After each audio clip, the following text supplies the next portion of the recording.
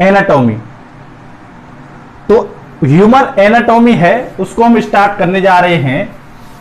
Anatomy ये एक chapter नहीं है, ये एक पूरी की पूरी सब्जेक्ट है।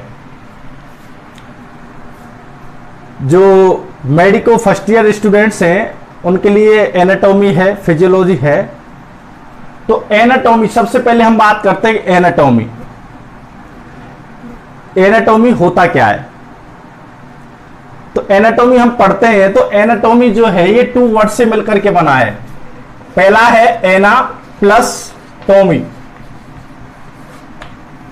देखिए, मेडिकल की कोई भी टर्म है, वो टर्म हम कह सकते हैं कि कुछ वर्ड्स को जोड़ करके बनाई जाती हैं, या फिर उसको सिंपल वे में बनाया जाता है। तो तब उसको तब बनाया जाता है जब उसका पूरा ही मीनिंग निकलता है। तो एनाटॉमी में अगर आप बात करते हैं एना वर्ड की, तो एना का मतलब होता है अप और टॉमी का मतलब होता है टू कट। अगर इस पूरे वर्ड की अगर हम कंबाइंड में बात करते हैं तो इस पूरी वर्ड का मतलब अब हो गया है कि टू कट अपार्ट।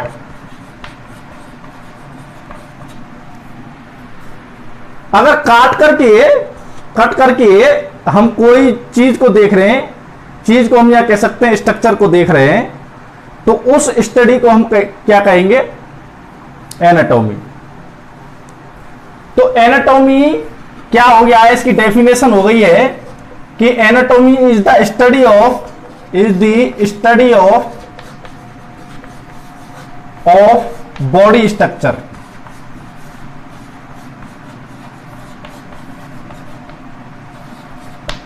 तो एनाटॉमी क्या होती है? एनाटॉमी की डेफिनेशन आ गई है कि जो बॉडी है उसकी जो स्ट्रक्चर्स हैं उनके बारे में जो हम पढ़ते हैं, वो कौन सी सब्जेक्ट में पढ़ते हैं? हम एनाटॉमी में। एनाटॉमी जो है ये वर्ड ग्रीक वर्ड है। कौन सा वर्ड है? ग्रीक वर्ड है, और जिसका मीनिंग क्या होता है? To cut apart.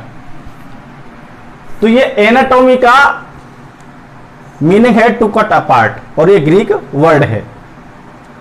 अब जब हम बात करते हैं ह्यूमन एनाटॉमी, तो ह्यूमन जो है उसके बॉडी के स्ट्रक्चर्स जो हैं उनके बारे में पढ़ते हैं, तो उसे हम क्या कहेंगे? Human anatomy. ठीक है, तो ह्यूमन एनाटॉमी क्या हो गया है? Human anatomy is the study of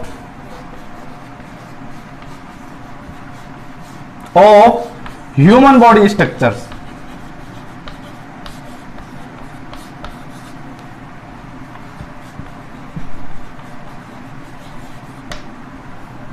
तो ये जो डेफिनेशन है ये किसकी हो गई है?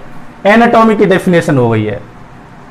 अब जो एनाटॉमी है इसको जो पढ़ा जाता है वो 2 टाइप से पढ़ा जाता है, या कह सकते हैं हम कि इसकी 2 ब्रांचेज होती हैं, उनके द्वारा पढ़ा जाता है। मेनली 2 ब्रांचेज हैं इसकी।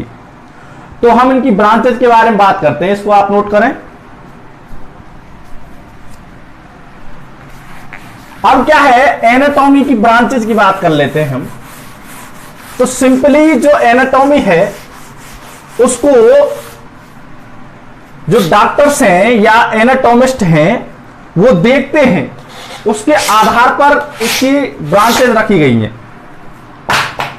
किस प्रकार से रखी गई है कि एनाटॉमी जो है उसमें अगर उसको आई से विजिबल है या फिर आई से विजिबल नहीं है, जिस हम बॉडी स्ट्रक्चर को देख रहे हैं, तो बॉडी स्ट्रक्चर है और वो बॉडी स्ट्रक्चर क्या है? Visible to the eye, visible to the eyes.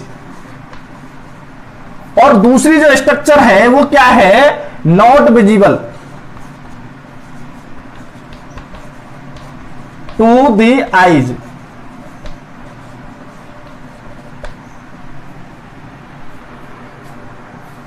Structure 2 ही प्रकार की हो सकती है, या तो वो आंखों से दिखेगी या आंखों से नहीं दिखेगी।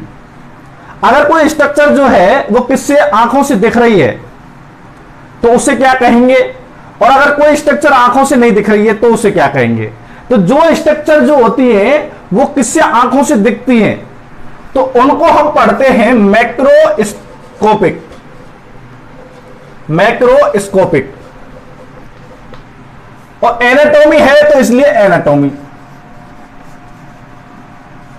ठीक है। और जो स्ट्रक्चर्स जो होती हैं वो क्या है, आंखों से नहीं दिखती हैं, तो फिर क्या होती है, वो किससे दिखती हैं, विजिबल होती है। किससे, माइक्रोस्कोप से। या फिर कोई स्पेशल मैग्निफिकेशन जो है, मैग्निफिकेशन डिवाइस की जरूरत पड़ेगी। तो जिन बॉडी स्ट्रक्चर्स को आंखों से नहीं दे सकते तो उनको किससे देखेंगे, उनको माइक्रोस्कोप से देखेंगे। या फिर कोई मैग्निफिकेशन डिवाइस जो है, जो मैग्नीफाई करती है, ऐसी डिवाइस से देखेंगे। तो ऐसी जो स्ट्रक्चर्स हैं उनको हम कौन सी एनाटॉमी में पढ़ते हैं, उनको हम पढ़ते हैं माइक्रोस्कोपिक एनाटॉमी।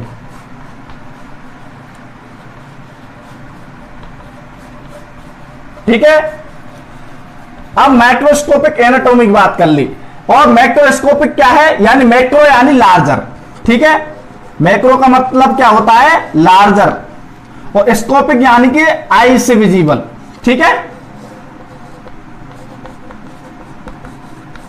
या स्कोपिक, स्कोप है उसको दिखने का।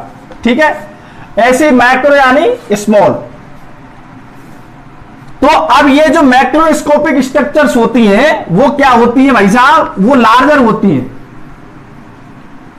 लार्जर स्ट्रक्चर्स होती हैं जो क्या है, उनके लिए हमको किसी भी माइक्रोस्कोप की या फिर मैग्निफिकेशन डिवाइस की जरूरत नहीं पड़ती है। तो मैक्रोस्कोपिक एनाटॉमी है, इसको हम ग्रॉस एनाटॉमी भी कहा जाता है। इसको क्या कहा जाता है, इसको ग्रॉस एनाटॉमी।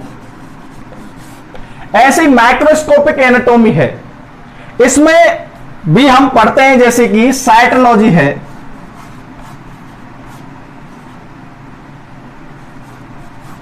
और हिस्टोलॉजी है।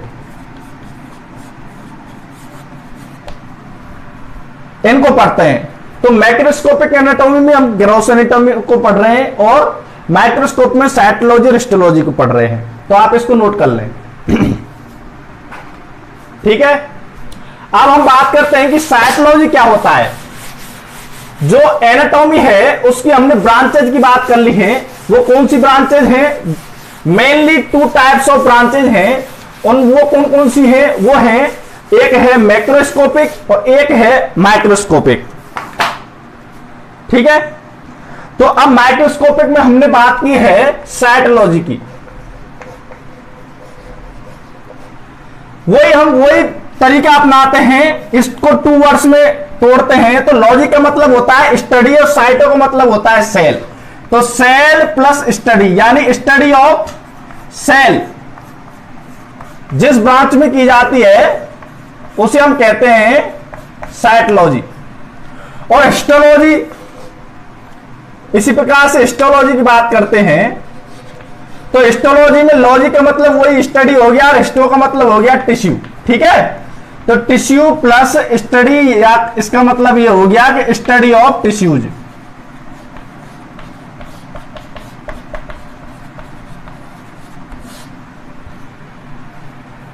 तो साइटोलॉजी क्या है, स्टडी ऑफ सेल्स है, और जो हिस्टोलॉजी है वो क्या है, स्टडी ऑफ टिश्यूज है। तो इस प्रकार से हम बिल्कुल सेल लेवल तक पहुंच गए हैं। जैसे कि अब हम एग्जाम्पल के तौर पर बात करते हैं कि जैसे हमारा स्कल है, स्कल के अंदर जो है वो क्या है, ब्रेन है। तो ब्रेन है,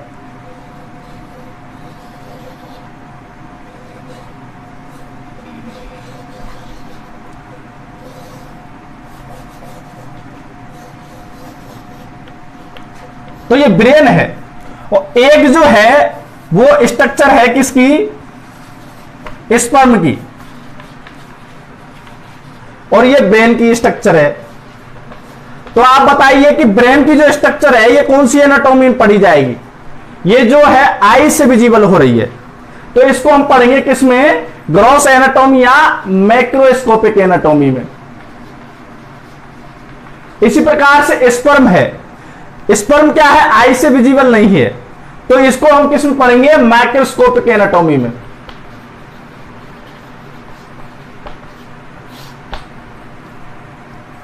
तो साइटोलॉजी क्या होती है और हिस्टोलॉजी क्या होती है, ये इस प्रकार से है। अब क्या होता है कि जो जनरल जो बात होती है वो होती है कि जो एनाटॉमी है इसके बारे में सबसे पहले क्या है, अभी जो मॉडर्न साइंटिस्ट हैं इनके बारे में दिमाग में आया इस ब्रांच के में कब, जब क्या है सोल्जर्स के जब घाव हो रहे थे उस टाइम पर, तो सोल्जर्स के घावों को भरने के लिए क्या है, अगर कोई बड़ा घाव लग गया है अलग जगह पर जहां से ब्लड का लॉस हो रहा है और आपने बाहर से स्टिच लगा दिए हैं लेकिन फिर भी ब्लड का लॉस अंदर हो रहा है और जो है सोल्जर है वो डेथ तक जा चुका है, तो ऐसी कंडीशंस में साइंटिस्ट ने एनाटॉमी को पढ़ना स्टार्ट किया। वैसे इंडियन मेडिसिन कह सकते हैं, इंडियन सर्जरी है, उसमें तो बहुत ही पुराने टाइम से सुश्रुत साहब हैं, वहां से एनाटॉमी के बारे में पढ़ा जा रहा है। तो अब क्या है, एनाटोमिस्ट की बात करते हैं। एनाटोमिस्ट, एनाटोमिस्ट क्या होता है कि जो वन वो स्टडी एनाटॉमी, वो क्या कहलाता है, एनाटोमिस्ट। अब एनाटोमिस्ट जो होते हैं वो टू टाइप से पढ़ते हैं एनाटॉमी को। एनाटोमिस्ट होते हैं वो कौन से टू टाइप से पढ़ते हैं एनाटॉमी को, और वो टू टाइप्स क्या हैं, एक टाइप है रीजनल और एक टाइप है सिस्टेमिक।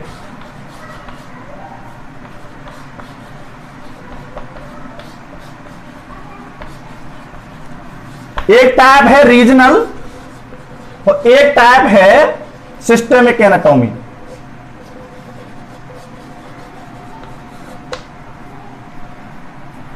एनाटोमिस्ट जो होते हैं वो एनाटॉमी को टू प्रकार से, दो टाइप से पढ़ते हैं उसको।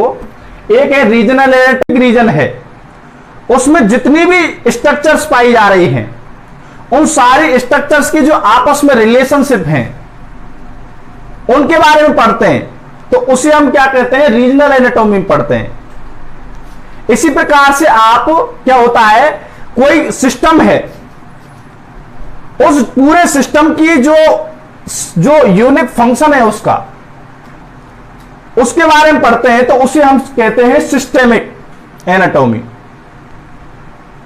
आई बात समझ में कि कोई भी रीजन है, इसके बाद में हम बात करेंगे रीजन्स के बारे में या पोजीशंस के बारे में। तो कोई रीजन है उसमें प्रेजेंट जितनी भी स्ट्रक्चर्स हैं उनके आपस के रिलेशनशिप को जिसमें पढ़ा जाता है उसे रीजनल एनाटॉमी में पढ़ा जाता है। और कोई स्पेशल सिस्टम है और जो स्पेशल वर्क कर रहा है उसके एनाटॉमी को पढ़ा जाता है, वो सिस्टेमिक एनाटॉमी में पढ़ा जाता है। तो आप लिख सकते हैं यहां पर कि study of all structure present in a region and their relationship.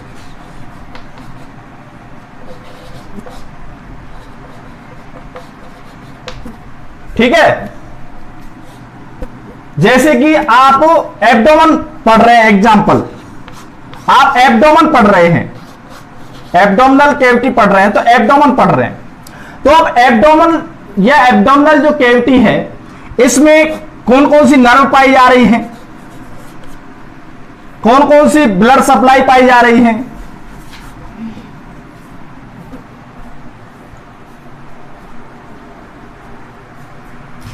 तो एब्डोमेन में कौन